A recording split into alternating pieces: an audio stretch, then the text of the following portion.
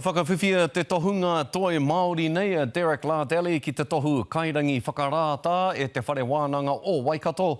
Ko tēnei momo tohu, te tohu mana nui ka āhei te whare wānanga ki te utātu ki runga i te tangata. Ko te ngako o te tohu, ko te mahi nui a Lardeli i roto i ngā tau, hei paenga mo te motu whānui katoa. Hei tā Hania Douglas se whakahua ana a Lardeli i te hunga i piri ki aia i roto i ngā tau maha, hei mihinga māna i whakawhiwhinga ona, i te whakawhiwhinga ona ki tēnei tohu whakahirahira nei. He unuhanga taniwha kua whakahonoretia e ko tākuta Derek Lardeli.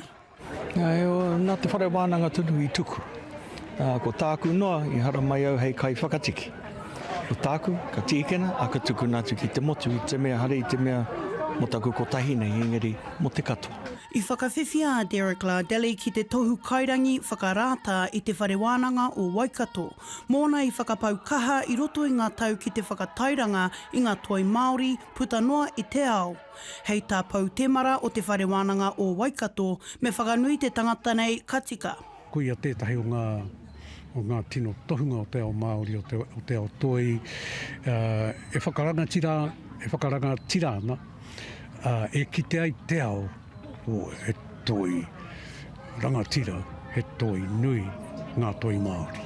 Engari hei tā wai ngata, hāunga āna mahi kua puta ki te ao, me mihi hoki te tai rāwhiti ki te tangata nei, kua roa e hāpai ana i ona iwi. Nāna i huake i ngā tatau ki etahi ao, te whāwhāti atu, ki ngā momo auahatanga, e tāia, e tātou te Māori, te whaiwhai, ki ngā kōrero i rongo ai mātau i a mātou e tamariki ana, hea te apōpōtanga aua kōrero. Nā, koia te me ki te kaitaka wāinga i te tahito ki te hau. Heoi anō, hei tā Lardeli, ko tāna he tiki noa mai tēnei honore, hei koha ki te ao Māori whānui. Pai ki au tēnei, i runga au te kakara me te manaki o tēnei iwi, nā rātou te tuku mai kia aua.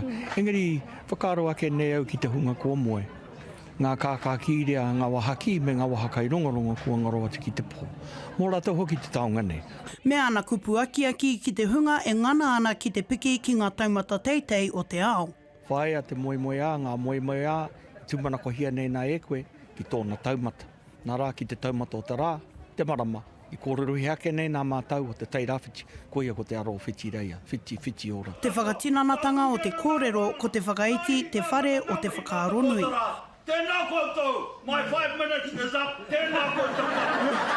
Hania Douglas, Pukarenga.